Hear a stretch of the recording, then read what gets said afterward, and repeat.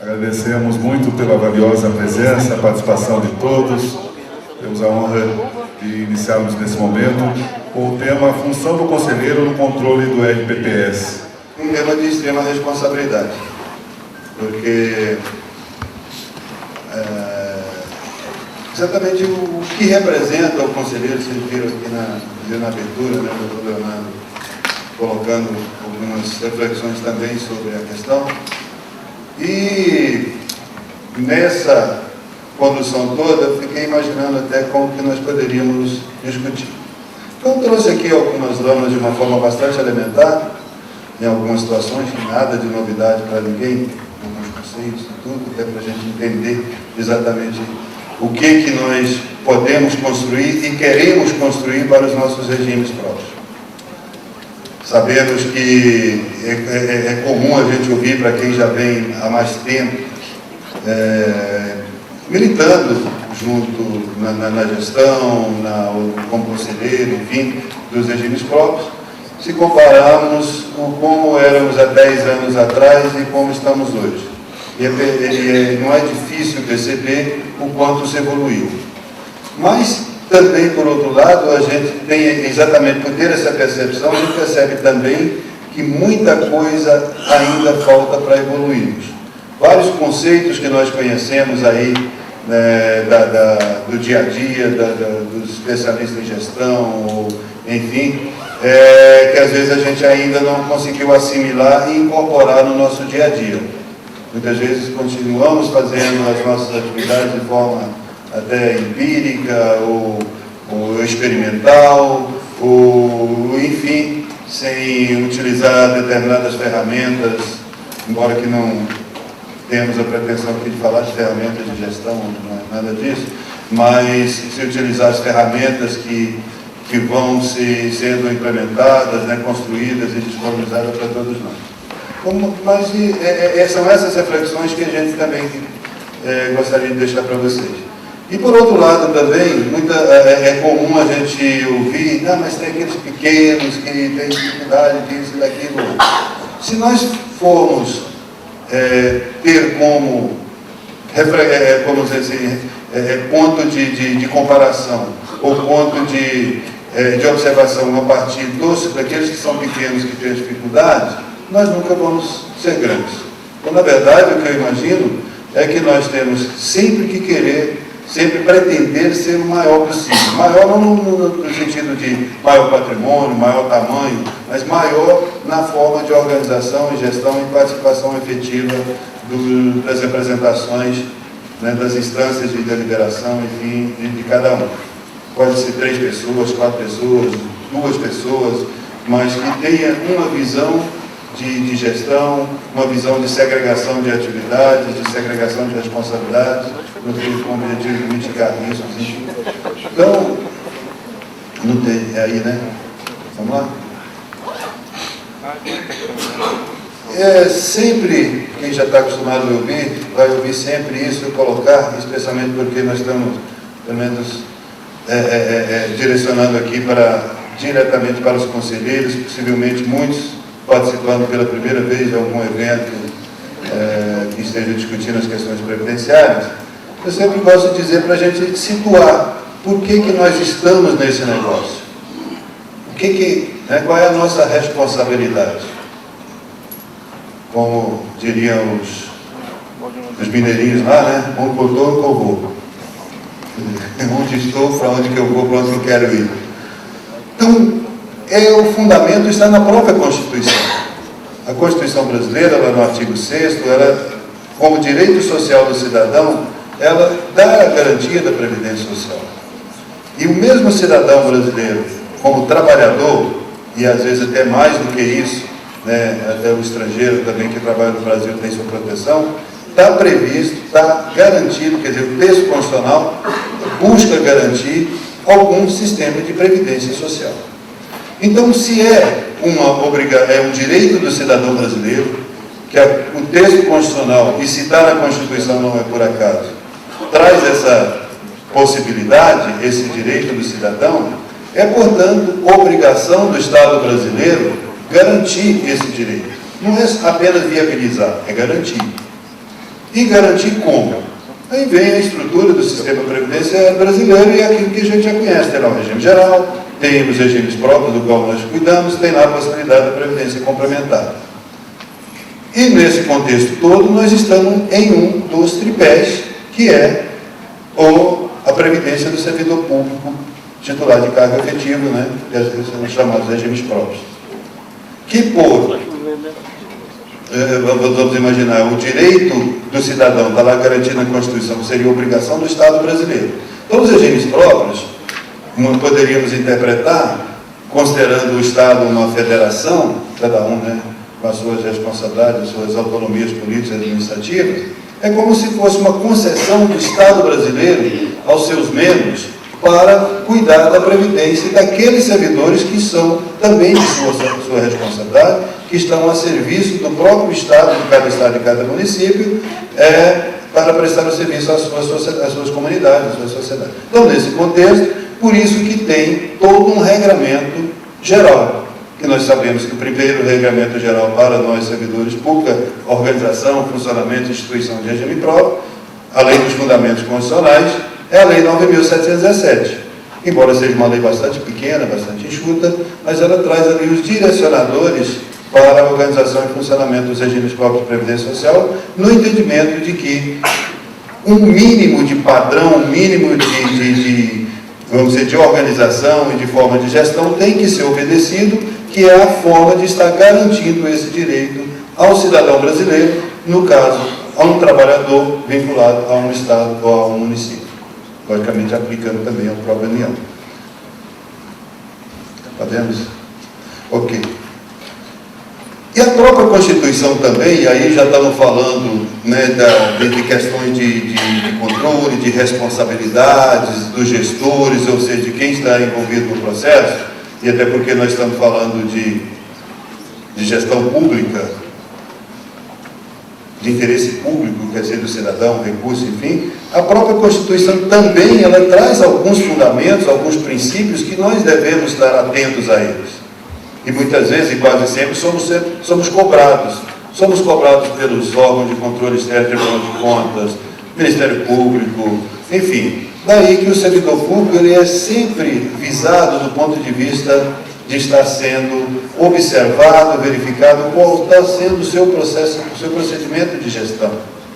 Daí até aqueles princípios, né, que os doutrinadores aí colocam muito, que, diferentemente do que é o particular, que aquilo que a lei não proíbe, ele pode fazer, ao servidor público é o contrário. Ele está exatamente nos limites do que a lei o determina e o autoriza. Se a lei não tem previsão do que ele pode fazer, deve fazer, ele não tem a liberdade e autonomia de escolher caminhos. Ele tem que, de alguma forma, buscar regulamentação para que ele possa estar amparado no seu procedimento. Quer dizer, o poder discricionário do servidor público é muito limitado.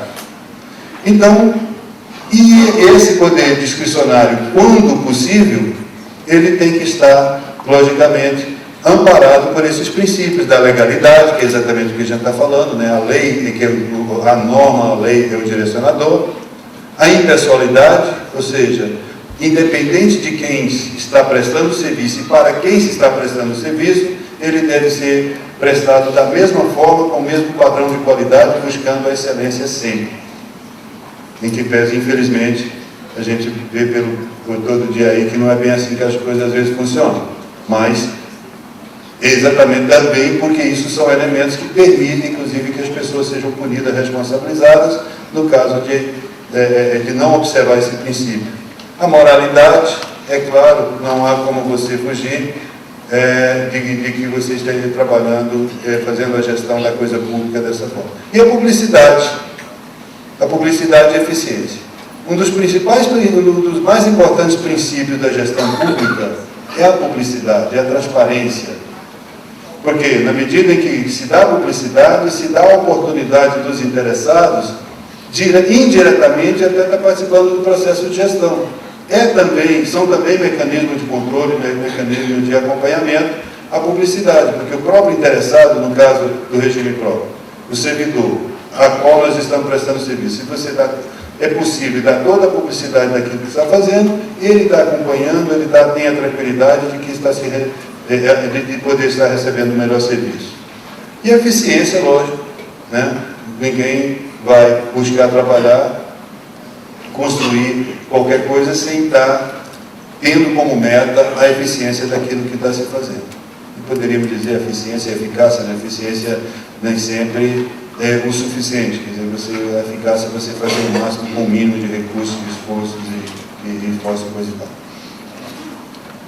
E aí entra um outro aspecto que a própria Constituição traz também no artigo 70, embora que ele esteja direcionado para a União, quanto à fiscalização contábil, financeira, orçamentária, operacional e patrimonial da União, ela traz também alguns princípios a serem observados, que é a questão da legalidade, legitimidade e economicidade, quanto à aplicação dos recursos, renúncia de receitas, enfim. Mas, como princípio, e também todos os entes federativos devem estar atentos à observação desse princípio. Isso se aplica muito, no nosso caso aqui, estamos falando de conselho, aos conselhos de controle interno, aos conselhos fiscais. São um instrumento de fiscalização. Então, os conselhos fiscais têm uma responsabilidade muito grande no processo da gestão dos regimes próprios, a partir do momento que ele vai estar, e aí depois a gente faz até aprofunda mais, que ele vai estar participando exatamente vamos dizer assim, na homologação, na autenticação dos processos de gestão. É ali que ele valida que o gestor, ele observou aqueles outros princípios que a gente colocou lá no artigo 37 e outros que estão disponíveis por aí. E em relação a outros órgãos externos que também são elementos de controle. Então, falando de controle, acompanhamento, orientação, né? Além dos próprios tribunais de contas, vamos trazer aqui para o próprio Ministério da Previdência Social.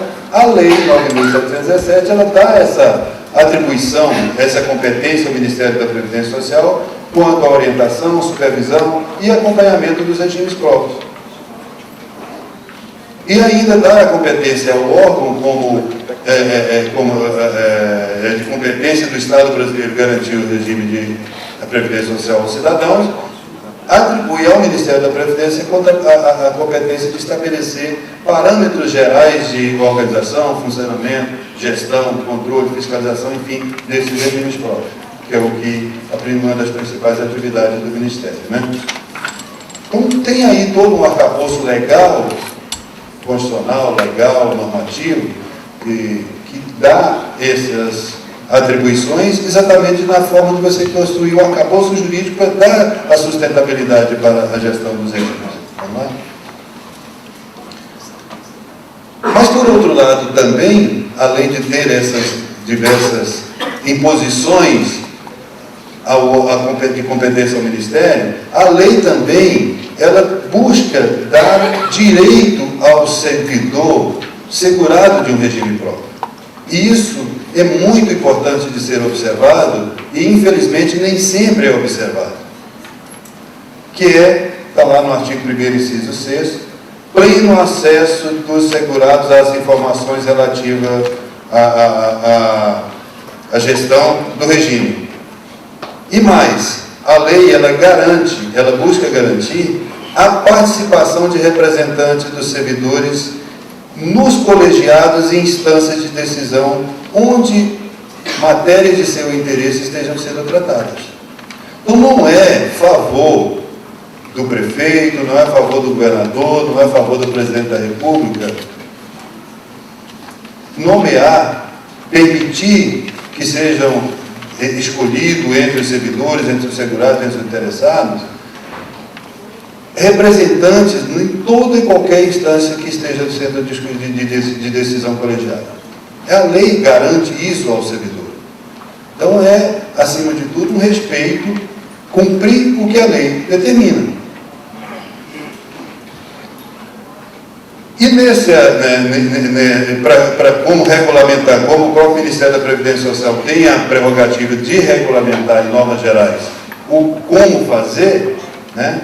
Ele também traz as suas portarias, no caso a portaria 402, de que a unidade gestora única contará com um colegiado ou instância de decisão, no qual será garantida a representação dos segurados. E ainda, estamos falando aí dos processos de gestão. Mas a todo e qualquer segurado do sistema, está lá no artigo 12 da portaria, também em obediência ao que diz em cima, ao segurado deverá ser assegurado pleno acesso às informações, relatórios de gestão do regime, enfim. O princípio, em obediência ao princípio da publicidade, pelo princípio constitucional. Quer dizer, se ele é interessado, ele é parte. Então, ele tem direito de ter acesso a toda e qualquer informação de seu interesse. Pode ser, aí cada um pode ter para determinado tipo de informação, inclusive tem a lei hoje, né, que regulamenta a garantia do acesso às informações e traz ali o que é sigiloso, o que é restrito, não, enfim, que regulamenta isso. Então é apenas uma forma, mas se ele quer, por alguma razão, o servidor, o segurado, solicita o extrato bancário da conta tal onde foi aplicado, ele tem direito a essa informação.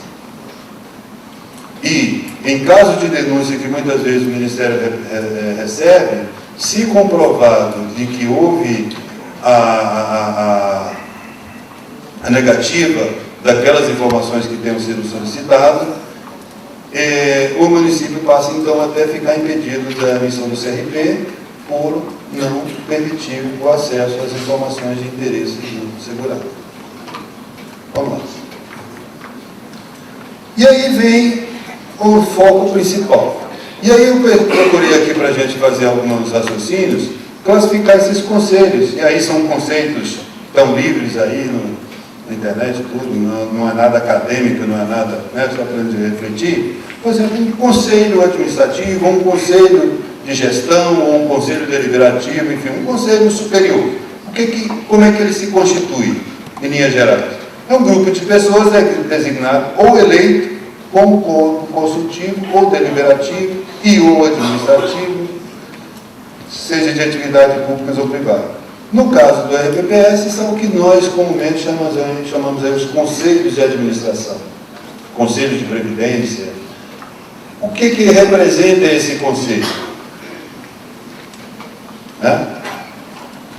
Ele deve representar sempre a instância superior de deliberação.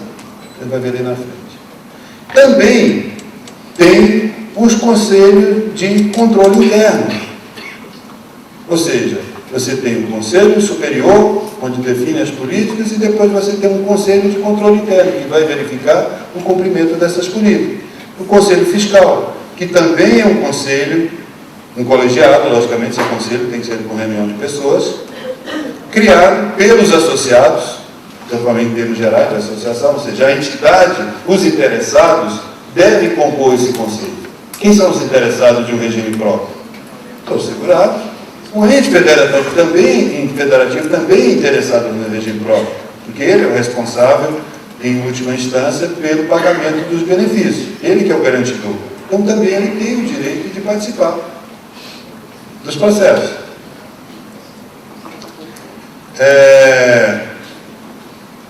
Com vista a acompanhar a gestão e a evolução do negócio que está se montando. No caso do regime próprio, é um negócio de previdência, envolve muitos recursos, envolve muitos interesses, exige processos até complexos de gestão. Então, há que ter um mínimo de controle interno, primeiramente.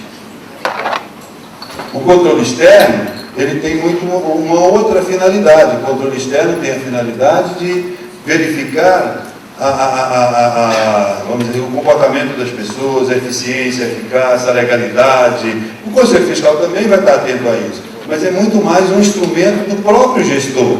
O Conselho Fiscal, na medida que ele aponta as irregularidades, as impropriedades, as inconsistências, ele está prestando um serviço ao gestor, que muitas vezes no dia a dia não está atento daquilo que está acontecendo. Então, o Conselho Fiscal não pode ser aquele órgão, aquela unidade, homologador de decisão de gestor. Ele tem que ir na essência das coisas e verificar se está compatível com a norma, se está no interesse do servidor, se está observando os princípios da legalidade, da eficiência. Não é apenas analisar balanço, se e verificar que muitas vezes é o que se faz, verificar se os documentos estão compatíveis com aquilo que foi lançado na contabilidade, se o balanço está fechando, se o dinheiro está aplicado aqui ou lá dessa daquela forma. Não é apenas isso. Tem que estar dentro de todo um contexto da gestão. Ela é compatível com todos os princípios, com as normas, com aquilo que se faz, com os objetivos da entidade. E não necessariamente cada regime próprio ele tem a mesma estrutura, a mesma forma de gestão. Pode ser diferente. Então ele tem que estar dentro a seu plano estratégico, o que se pretende, como se busca. Né? Vamos lá? Amigo, no comando. Ou seja, imagina-se que um conselho de gestão, essas bandeiras aqui estão muito bonitas, mas estão me atrapalhando. Eu vou passar para o outro lado. É porque o maior está ali, eu estou precisando de mais estratégia. Muito bem. Então, o conselho de administração, e aí já trago aqui um nome que normalmente todo mundo usa, o que se espera que seja um conselho de administração? Que ele seja um conselho de deliberação superior que, por princípio, tenha a competência de estabelecer os planos estratégicos do RPPS, do regime próprio. Recomendável que seja o mais representativo possível, com participação de representantes designados pelos responsáveis do ente federativo e representantes dos segurados, e escolhidos da forma mais democrática possível, observados os requisitos de conhecimento das áreas de atuação do RPPS. É isso que se espera de um conselho de administração. Sempre é assim? Nem sempre. Nós sabemos que nem sempre é assim. Sabemos que nem sempre a forma de composição dos conselhos de administração é a mais democrática. Sabemos que isso ocorre. Ou seja, algumas questões não estão no mundo ideal, daquilo que se espera de um conselho de administração. Porque ele é que deve ser o orientador máximo da organização, da gestão. Né? E aí espera-se, às vezes fica, querendo limitar o conselho de administração a meia dúzia de pessoas, não sei o quê, porque não há limite para isso. Se você tiver necessidade, por questão de representatividade, por questão de possibilitar discussões aprofundadas, nada impede, você coloca lá 10, 12, 15 pessoas, dependendo do tamanho do município, do estado, por exemplo. O estado de Mato Grosso agora mesmo está estruturando a unidade gestora e está buscando colocar no Conselho de Administração, Conselho Superior, não sei se é bom ou ruim, mas pelo menos exatamente para trazer para os poderes, para os órgãos autônomos, a visão da Previdência, a responsabilidade que ela representa. O Conselho de Administração é composto pelos chefes de todos os poderes e órgãos autônomos. Ou seja, o governador, é o presidente da Assembleia Legislativa, é o presidente do Tribunal de Contas, é o presidente do Tribunal de Justiça. São essas pessoas que compõem o Conselho Superior de Administração. E todos com suplência e também representantes dos servidores, de todos os poderes, incluindo até os militares, também, e suplências sempre preferencialmente dos servidores. Está previsto na minuta da lei que está se construindo. Quer dizer, é uma forma de você trazer para a Previdência, dar à Previdência a importância que ela tem. Pode ter problema? Pode, porque imagina que a dificuldade que talvez vai ser de reunir esse conselho, acertar a agenda de todo mundo. Mas, cada gestor público desse, ele tem que ter, ele vai estar atento que a Previdência existe, que ela é de interesse, que ela é importante do Estado. Né? Pode passar aí, amigo. O que se imagina, logicamente, estou me imaginando aqui uma situação ideal, você tem um Conselho Superior de Administração, onde define plano estratégico, aliás, é uma coisa que nós normalmente não estamos acostumados a fazer. Eu imagino até que o Edivaldo deve ter falado muito para vocês aqui de planejamento estratégico. Ele já fez uma palestra, não foi? Ele fala muito disso. dificilmente nós traçamos um plano estratégico para a nossa gestão. Que é exatamente aquela questão lá do Mineirinho, né? Onde que eu vou? Para onde que eu vou? Para onde eu quero ir? Quais são os meios? Como chegar lá? Concordou, colou, né? Então, dificilmente a gente faz isso. A gente faz a nossa atividade fica praticamente por demanda. Pintou um problema, procurou resolver, qual o próximo, e vai essa uma roda viva e você não se organiza, não se planeja, não se constrói. Então, o Conselho de Administração Superior, ele tem que, no mínimo, dar as diretrizes gerais para o que se imagina que seja um mundo ideal, uma diretoria executiva do regime próprio.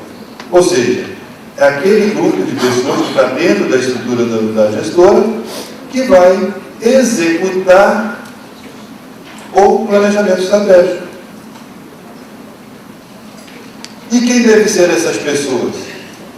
O que se imagina? Ou seja, a diretoria executiva são as unidades de execução dos planos estratégicos, traçados pelo Conselho Superior, recomendável que seja preenchido por pessoas com formação e conhecimentos compatíveis com as áreas operacionais do regime próprio, com capacidade de liderança, reputação e gestão, ou seja, salientando a relevância da representatividade dos segurados.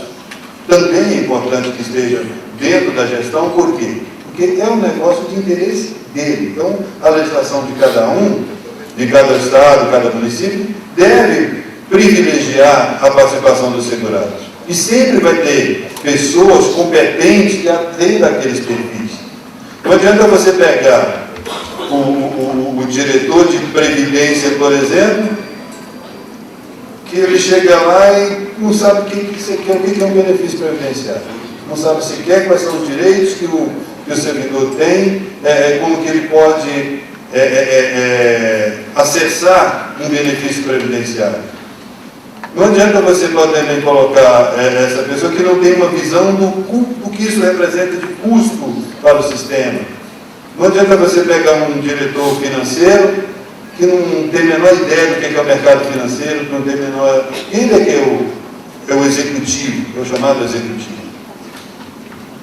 E isso, quando se faz de forma, numa lógica dessa que nós estamos colocando, tem uma outra questão que é muito importante, inclusive na questão da responsabilização individual de cada um, que é a chamada segregação de atividade, segregação de responsabilidade. É um dos princípios fundamentais da boa gestão, né? Então, se você busca compatibilizar essas estruturas e que elas possam acontecer harmonicamente, é muito importante. É muito importante também entender qual é o nível de deliberação do Conselho Superior. Qual é a transferência de responsabilidade que o Conselho Superior permite para as diretorias executivas? Ela tem maior ou menor liberdade de decisão? É muito engessado no Conselho Superior ou ela também tem possibilidade de tomar decisões a partir de orientações gerais, para dar mais dinamismo na atividade? E, normalmente, quanto mais profissional é essa diretoria executiva, ela tende a ter mais autonomia. É uma coisa natural. Porque, além dela estar apresentando, ela está percebendo os problemas, percebendo as necessidades, ela passa a ser demandante do Conselho Superior para a construção de um plano estratégico, para a construção das normas, e a partir daí ela passa também a adquirir mais prestígio nas instâncias superiores e, naturalmente, ela começa a ter mais autonomia, ter mais poder de decisão. Então, imaginamos que tem lá um Conselho Superior deliberativo, definindo as políticas estratégicas da gestora, a diretoria executiva, com quantos membros forem necessários, dependendo do tamanho da entidade, pode ter mais ou menos diretorias, né? Com superintendente, cada um dá um nome aí. E, no fim, imagina-se que tenha um controle interno, que a gente chama comumente de Conselho Fiscal, também na mesma visão, ou seja, é a unidade de fiscalização, supervisão, controle da execução dos planos estratégicos. Ou seja, tem o plano estratégico definido pelo Conselho Superior, no meio os executivos executaram, Agora o Conselho Fiscal vai verificar. A diretoria, o Executivo cumpriu o plano estratégico foi bem formulado, quer dizer, tem que ter uma visão geral da questão, uma visão de supervisão, uma visão de supervisão e controle. Está havendo eficiência, está havendo eficácia, está observando os princípios da legalidade, da transparência, enfim, tudo isso, da moralidade, está havendo desvios, está vendo como é que as funções estão segregadas, tem um diretor lá que é extremamente centralizador, tudo ele que decide, está decidindo, inviabilizando que as coisas aconteçam da melhor forma possível, enfim. Não é, como eu falei, o Conselho Fiscal não pode ser aquele órgão homologador de papel. Homologador de ver lá seus processos está bonitinho, está numerado de páginas, não sei o quê, papapá. Isso é formalidade intrínseca, isso é natural dos processos, mas é a essência daquilo. E quem, via de regra, deve estar num conselho num conselho fiscal, num conselho de controle interno. E aí, lógico que não está falando de recomendação, né? É recomendável que seja preenchida, quer dizer, essa supervisão, enfim, por pessoas com formação e conhecimentos compatíveis com áreas técnicas do regime. Então não adianta você, e às vezes isso acontece, você coloca lá no Conselho Fiscal pessoas que, pela natureza da atividade que ele exerce do município, ele não tem um mínimo de possibilidade de ter conhecimento daquilo que está se fazendo na gestão. Sem menosprezar qualquer categoria de profissionais. Mas ele tem que ter, no mínimo, independente da categoria que ele pertence, não é porque tem que ter representatividade, mas porque ser mais democrático possível, vou botar representante de todo mundo no Conselho Fiscal. Não é isso. Você tem que botar alguém que vai dar resposta e criar na legislação os mecanismos de acesso a esses conselhos. Não é que o Conselho Fiscal tem que ser adversário da diretoria executiva, mas ele tem que ter um máximo de independência e autonomia para as suas ações. Não pode estar atrelado, vinculado à diretoria executiva. Né? E salientando a necessária representatividade dos segurados. Claro, o segurado é o interesse dele que está lá no Conselho. Então, por isso que a legislação exige que nas instâncias de deliberação tenha a participação dos interessados. Ou seja, tem que ter independência de atuação com membros escolhidos preferencialmente da forma mais democrática possível. A forma mais democrática possível, qual é? A minha legislação exige que seja feito processo eleitoral lá dentro dos sindicatos e que traga. Agora, eleger qualquer um, não. Eleger com perfis adequados. Alguém levantou a mão aqui? Eu levantei a mão porque eu estou vendo a necessidade da profissionalização do camarada para trabalhar. Porque hoje, nessa democracia, tem que ser votado. O camarada é votado. Quem é que vai ter essa capacidade, por exemplo, dentro de 4 anos? Aí, então nós aqui fazendo um congresso para aprender alguma coisa. Aí não é eleito da próxima vez, entra outro camarada que não tem conhecimento nenhum, que foi votado, porque a gente está vendo a necessidade da profissionalização do elemento. Como é que é seu nome? Eurípides de Não dá para ouvir aqui. Ok, ele diz o seguinte, Reni, porque está sem microfone lá, né? Ele está falando a questão da profissionalização, a importância da profissionalização na composição dos diversos conselhos, das instâncias de deliberação, enfim, de decisão. Né? Então, aquilo que a gente não usou esse termo, mas aqui está ali, ó, que o recomendável é que seja preenchido por pessoas com formação e conhecimentos compatíveis com a área técnica do regime. É exatamente disso que nós estamos falando. Aí o que tem que fazer, gente? Aí fica, mas o Ministério deveria colocar na sua norma e que para preencher o cargo tem que ser isso, aquilo, outro. Tem uma questão aí que a gente tem que compreender que nós somos uma república. Cada município, cada estado é um ente federativo que tem autonomia política e administrativa. Então, tem que dar, essas questões têm que estar na lei de cada um. O que se espera? É que os servidores, quer dizer, é um movimento político. E nas discussões das estruturas legais de cada ente federativo, essas pontes estejam sendo tratadas lá na lei. Que o que tiver na lei de vocês, vale. Se lá no seu município qual é? São Francisco de Minas Gerais. São Francisco, Minas Gerais. Se lá no seu município tiver na lei, por exemplo, olha, a cada legislatura, ou a cada os conselhos só pode ser renovado em 2 terços, no máximo 2 terços, por exemplo. Um exemplo, não sei se é isso o ideal, tá? Significa dizer que você vai dar uma continuidade do profissionalismo daquilo que você vai fazer, e também oportunizar que outros também agreguem conhecimento. É uma possibilidade que a lei traga.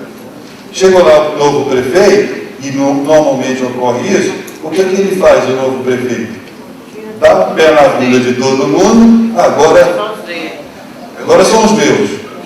Tudo que fez até ali, se é oposição, é tudo errado. Ninguém fez nada certo. Agora eu sou salvador da pátria.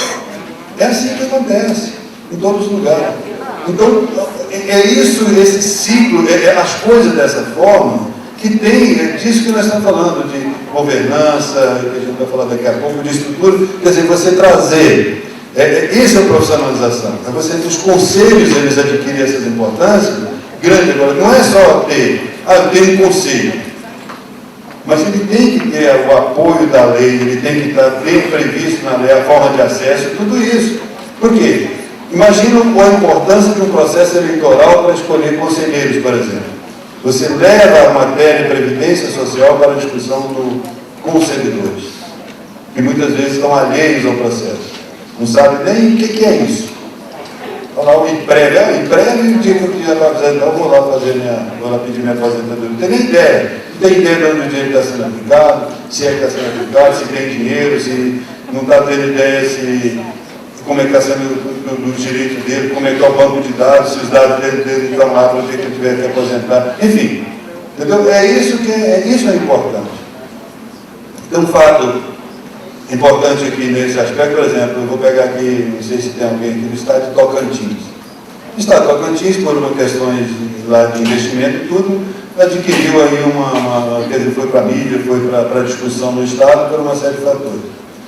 Isso foi uma questão ruim para a Previdência e, por outro lado, está sendo positiva, porque despertou nos servidores do estado de Tocantins o interesse pelo seu sistema de Previdência que até então eles não tinham tido.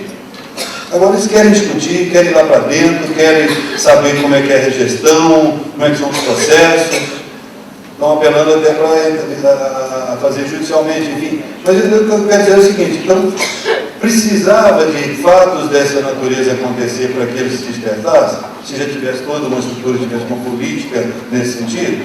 Não. Então isso e quando nós estamos falando aqui, não necessariamente que todos que estão aqui são servidores públicos de cada seu município, o servidor público é segurado do seu regime próprio de previdência, possivelmente alguns que não são, mas se estão lá, nesse momento, são servidores públicos, não titulares de cargo efetivo. Então tem essa responsabilidade, tem a responsabilidade de promover a discussão no meio, né? Professor, Carlos Faria, Vitória, capital do Espírito Santo. Dentro ainda do controle interno, nós estamos já sentindo ventos no sentido de se criar uma controladoria. Aí eu ventilo isso aqui. Essa controladoria não está na proposta que está chegando, inclusive da própria Previdência e dos tribunais de conta, recomendando os entes públicos a criarem a controladoria. Essa atividade já não é exercida pelo Conselho Fiscal. Por que não se funde esse objetivo já existente, dando uma roupagem, então, de controladoria? Por que não se faz isso? Por que não? Por que não? Eu queria saber a tua opinião.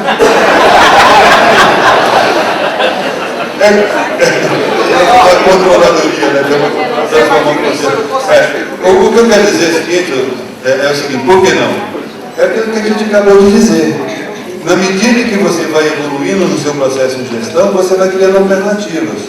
Agora, por outro lado, também a gente tem que imaginar o seguinte: será que o fato de você ter uma controladoria estruturada lá no município maior, tal, burocratizar, será que isso também é o que vai trazer mau resultado? Não sei. Vai esvaziar o Conselho Fiscal? vai fazer o Conselho Fiscal, vai diminuir a participação, porque a controladoria passa a estar dentro da estrutura orgânica e aí passa a ser função. Estrutura administrativa, dentro da Entendeu? estrutura administrativa da entidade. É possível, sim. Agora, eu não vejo que substitui. Que os vetos cheguem, então, bem direcionados. Depende de tudo como se constrói, mas eu não vejo que é apenas isso. Quer dizer, é muito mais a forma de participação, a forma de atuação dentro dos gestores, que isso se viabiliza. Vamos lá, uma outra peça, uma outra estrutura de conselho muito importante no regime próprio. Principalmente na medida em que estamos num processo de evolução das reservas patrimoniais, das reservas e dos ativos do regime. São os comitês de investimento do regime. O que já tem... E quem é esse comitê? É a unidade participativa do processo decisório quanto à formulação e execução da política de investimento dos recursos do regime. Eu não sei se vocês, para quem quer acompanhar e esteja mais atento, tinha lá na portaria 519, quando definia o Conselho de Investimento, o Comitê de Investimento, dizer que era um órgão, uma unidade, não lembro o termo está lá, auxiliar no processo. A gente mudou. Na portaria 440 está participante do processo decisório. Ou seja, o Comitê de Investimento tem que ser parte do processo de decisão quanto aos investimentos e aplicação dos recursos. Ele não pode ser omisso, ele não pode ser também homologador de decisão de investir nisso ou naquilo. Tem que ter uma lógica, tem que ter uma política, porque que nem sempre o melhor produto para o meu regime próprio é aquele que me traz maior rentabilidade. Porque pode ser que o que me traz maior rentabilidade é um produto que eu vou ter que manter uma aplicação de longuíssimo prazo.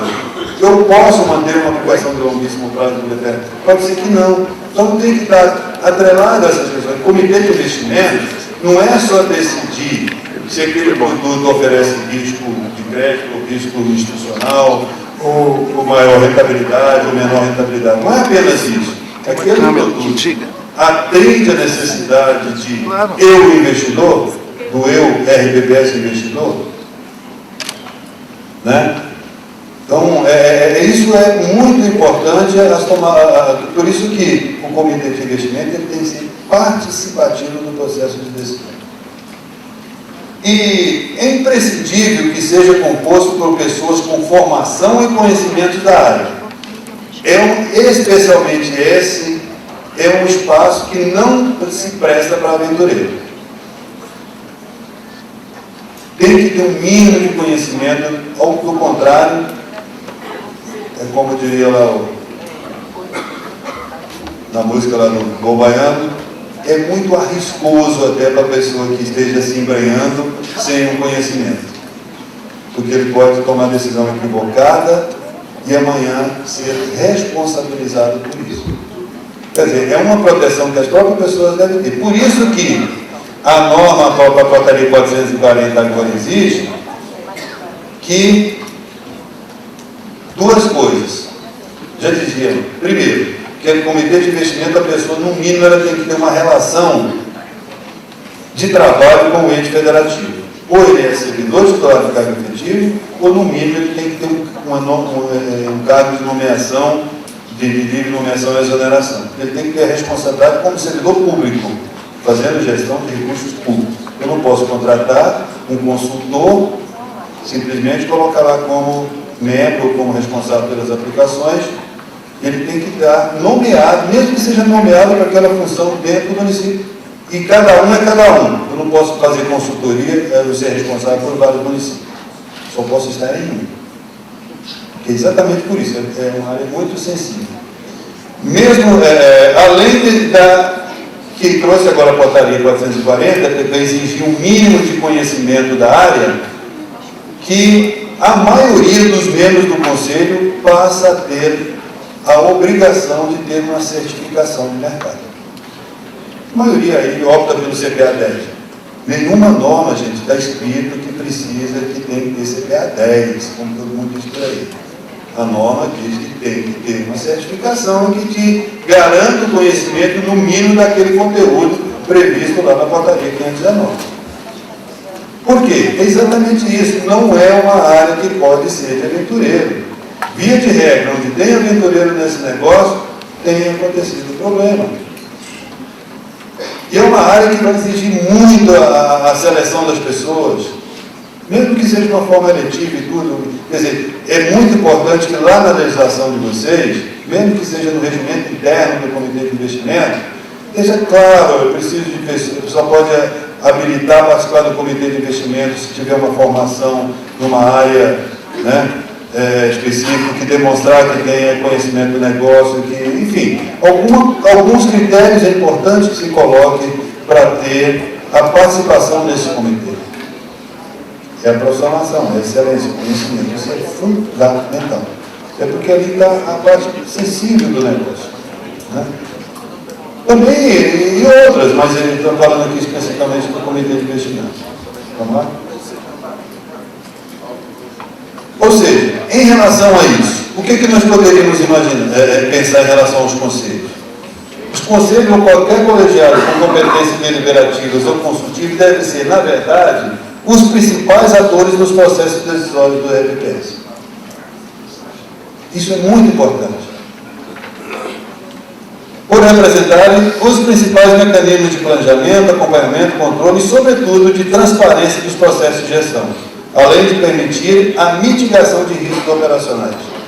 Ou seja, são as peças-chave na implementação, chamei ali da propalada governança corporativa. Todo mundo fala, mas o que é isso? Eu busco a excelência na governança corporativa. Né? Modernismo é um termo moderno, mas na prática, o que isso pode ser? Como que ela pode ser obtida? É pelo conjunto de tudo isso. Ou seja, na medida que você segrega responsabilidade, segrega competência, segrega, viabiliza e permite e até exige participação, você cria formas de atingir esse objetivo. Talvez sejam as formas mais difíceis, que muitas vezes nós não estamos acostumados e às vezes incomoda. Porque se eu sei determinada área, eu quero. Agora chegou o presidente lá do Instituto e agora vai, porque o cara sabe tudo. Sabe tudo, mas o que ele compartilha isso? O que ele permite que os outros também participem do processo? Não é essa a questão. O melhor presidente é aquele que permite que aproveite ao máximo da capacidade do seu corpo de profissionais, das instâncias, né? Então, essas questões que devem ser muito importantes. Então, vamos lá.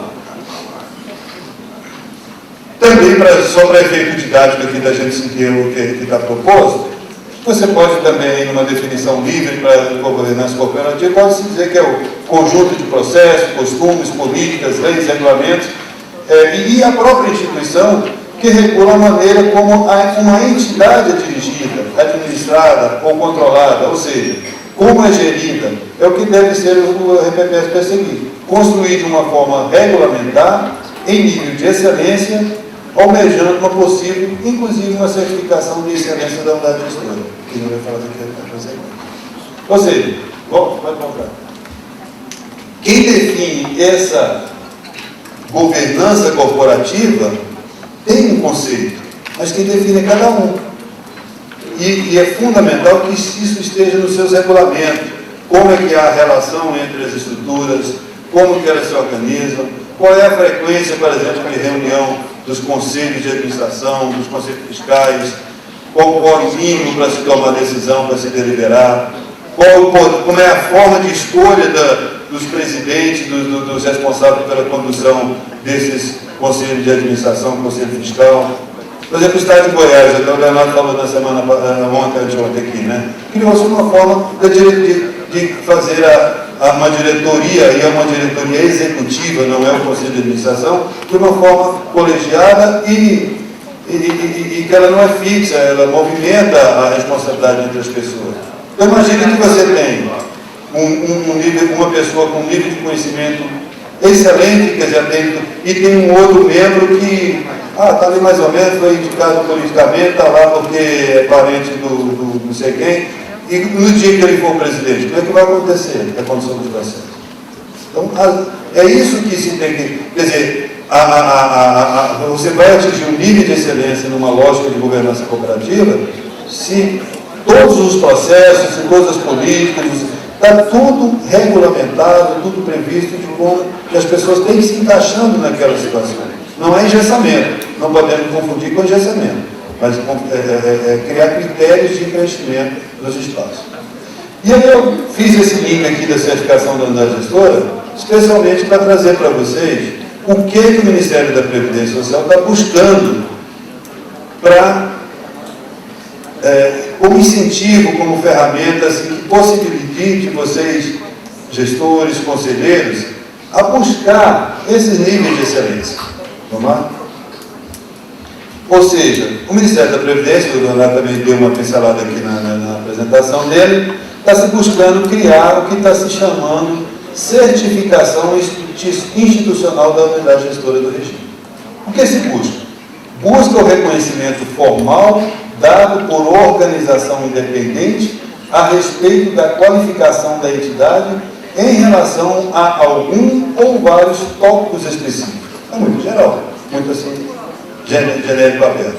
Mas o que se busca é que, dependendo, respeitado a sua forma de estruturação, os níveis de participação, ou seja, a própria governança, como é que ela vem ocorrendo? Se ela tem tudo regulamentado, tudo previsto, tudo acontece conforme os regulamentos que cada um determina, então essa entidade, essa unidade gestora, vai ter a possibilidade de receber essa certificação. Por quem? Por alguém que esteja em uma ou mais entidades que estejam no mercado, que esteja seguindo os princípios que o modelo que a gente está, eu vou falar daqui a pouco, está buscando estruturar, e vai receber essa certificação. Receber a certificação não é a certificação de cada um, não é a certificação da pessoa. Não é, lá tem um excelente profissional. É o conjunto das pessoas, o conjunto independente de quem esteja nela, ter a certeza, ter a garantia de que a entidade vai funcionar. É a entidade que vai ser certificada. É um ISO, eu deveria dizer, né? Podem passar mesmo. Quais são os objetivos? No âmbito institucional, demonstrar o grau de consistência do arcabouço organizacional da entidade, permitindo maior visibilidade da governança e gestão do regime, viabilizar a transparência de informações a respeito da administração da entidade. Ou seja, um princípio fundamental no âmbito institucional é de que aquela entidade de previdência ela tenha como fundamento o princípio da transparência, que ela tenha uma consistência no arcabouço da organização, que ele tenha a sua estrutura, os seus conselhos devidamente estruturados, de uma forma lógica, de uma forma buscando profissionalismo, buscando competência, buscando que as pessoas estejam alocadas no lugar certo. É como fazer um time de futebol. Você pegar o cara lá no baixinho do meio de campo e botar para ser goleiro, não vai funcionar. Tem muita gente que não está funcionando aí, não. Meu Fluminense então está lascado. Mas, então, são essas lógicas do dia a dia, coisas simples que vai estar sendo observado nisso. Não é uma situação que você vai lá, depois a gente vai ver ali, vai lá, eu apresentei tudo aqui e recebeu o certificado pelo correio. Não é assim. No âmbito interno, o que se busca? Estimular a melhoria contínua dos processos, contribuindo para o desenvolvimento organizacional. Ou seja, não pode ser uma coisa estanque. Ela tem que... Você evolui para determinado padrão e tem que ter os mecanismos de manutenção desse padrão ao longo do tempo. Motivar os dirigentes, gestores e colaboradores em sua educação continuada, profissionalização e capacitação. Não é norma que vai exigir, mas é motivação, principalmente motivação que é importante. Permitir maior segurança e confiabilidade nas tomadas de decisões. Por que muitas vezes a gente tem insegurança de tomar decisão? Porque não conhecemos o negócio. Né? A gente está no escuro. Às vezes não sabe onde está e nem para onde que pode ir. Ou seja, fica sem caminho. Então, busca isso. No âmbito do usuário, ou seja, do segurado, daquele que é o nosso cliente. E relacionamentos externos, que nós também não vivemos isolados do regime próprio. Promover a credibilidade na relação da prestação dos serviços, proporcionar maior satisfação no relacionamento institucional. Quando a gente ouve por aí servidores dizendo, seria melhor seguir o meu regime próprio, porque lá no INSS, agora que o valor vai ser menor, mas eu tenho a garantia que aqui vai chegar um prefeito, vai chegar não sei quem, vai meter a mão na grana, vai acabar e vai... Por que isso ocorre? Exatamente porque a entidade não dispõe de uma unidade gestora, não dispõe de uma credibilidade suficiente no âmbito do seu município. Com diversos fatores, porque não tem transparência, porque não há motivação das pessoas participarem, os servidores não conhecem, não sabem o que significa. Então, uma vez chegado num nível que possa obter uma certificação, isso aí vai estar inserido no processo. Vamos lá, Lívia? Porque esse tempo já deve estar indo acabando. Principais pontos de observação. O que se espera, o modelo está sendo construído para que dê possível certificação? Primeiro, quanto às competências. Organização. Foco no campo de atuação. O regime próprio está estruturado de forma que ele está focado naquilo que ele se propõe a fazer. O meu município tem como benefício previdenciário apenas aposentadoria e pensão. Mas para quebrar o galho da prefeitura, eu estou fazendo a administração do auxílio-doença, não sei o que, vai falar. Acho que eu vou cumprir. Ou seja, já tem uma situação, não é o meu negócio. Ou o contrário, né? Você não está conduzindo o seu negócio da forma que você diz.